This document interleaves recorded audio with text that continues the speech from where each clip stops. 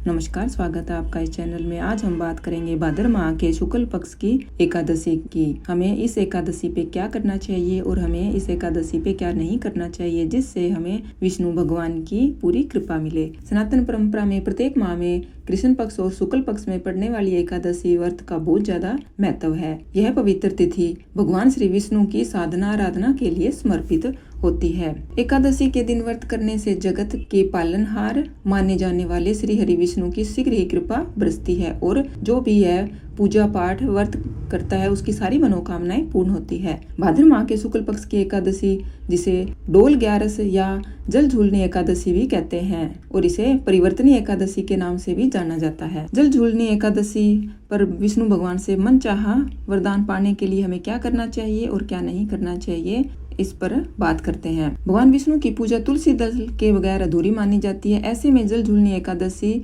व्रत वाले दिन भक्त जन को श्री हरि विष्णु की पूजा में उन्हें भोग लगाते समय तुलसी का प्रयोग जरूर करना चाहिए, क्योंकि तुलसी भगवान विष्णु को अति प्रिय है। इस जल झूलनी एकादशी के दिन भगवान विष्णु की कृपा पाने के लिए ओम नमो भगवते वासुदेवाय मंत्र का जाप अधिक से अधिक करना चाहिए। आप इसका दिन भर मानसिक जाप भी कर सकते हैं और आप इसका माला से भी जाप कर सकते हैं। भगवान श्री विष्णु के मंत्र का जाप हमेशा पीले चंदन तुलसी की माला से ही करना चाहिए। माला को हमेशा गोमुख में डालकर ही मंत्र जाप करना चाहिए। मंत्र को हमेशा अपने मन में ही जपना चाहिए। जल झूलनी एकादशी पर जरूरतमंद लोगों की यथाशक्ति दान जरूर करना चाहिए, क्योंकि इस दिन किया गया दान हमें कई गुना फल देता है। एकादशी व्रत को विधि विधान से रखते हुए अगले दिन आंवला खाकर इसका पारण करना चाहिए। माना जाता है कि ऐसा करने पर साधक को सुख समृद्धि की प्राप्ति होती है। अब बात करते हैं कि जल झूलनी एकादशी व्रत में हमें क्या नहीं करना चाहिए। एकादशी के दिन पेड़ों के पत्ते नहीं तोड़ने चाहिए।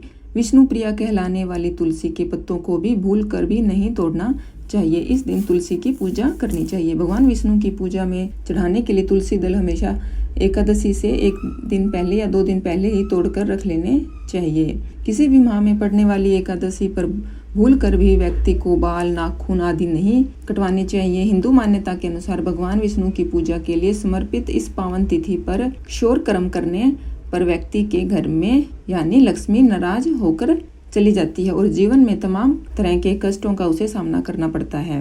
भगवान विष्णु की कृपा बरसाने वाली एकादशी व्रत में चावल का प्रयोग बिल्कुल भी नहीं करना चाहिए।